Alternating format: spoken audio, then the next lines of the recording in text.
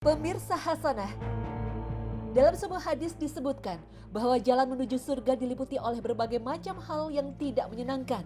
Sedangkan jalan menuju neraka diliputi perkara-perkara yang menyenangkan. Akan tetapi, bila kita mengamati perintah-perintah dan anjuran-anjuran yang ada dalam Islam, akan kita dapati bahwa Allah seolah telah mengajak manusia ke surga dengan berbagai cara dan secara berulang-ulang. Bahkan Allah Subhanahu wa Ta'ala memberikan kemudahan untuk menuju kenikmatan surga. Perhatikanlah bagaimana cara Allah menghitung pahala sebuah amal.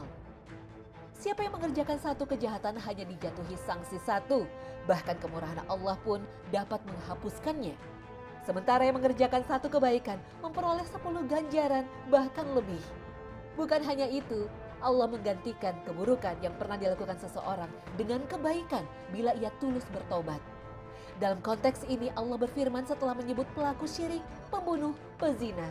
Mereka akan mendapatkan siksa berganda di hari kemudian dan kekal dalam siksa itu dalam keadaan terhina. Kecuali orang-orang yang bertobat, beriman, dan mengerjakan amal soleh, maka kejahatan mereka diganti Allah dengan kebajikan. Al-Quran Surah Al-Furqan ayat 68 hingga 70. Mengapa kejahatan malah diganti oleh Allah dengan kebaikan? Karena taubatnya yang pertama telah menghapus kesalahannya. Dan bila ia teringat lagi dengan kesalahan itu lalu bertobat, maka kali ini taubat tersebut dicatat sebagai amal soleh.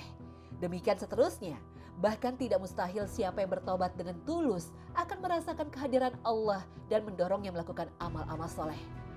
Bahkan terbuka kemungkinan bagi yang tidak bermohon ampunan pun selama dosanya bukan mempersekutukan Allah untuk diampuni olehnya.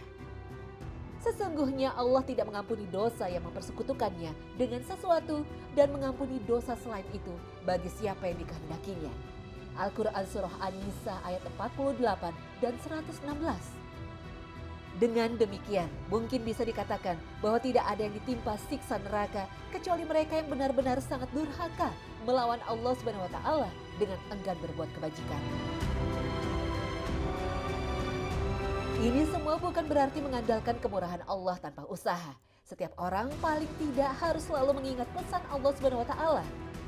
Bertakwalah kepada Allah sebenar-benar takwa dan janganlah kamu mati kecuali dalam keadaan kamu muslimin. Al-Quran Surah Al-Imran ayat 102.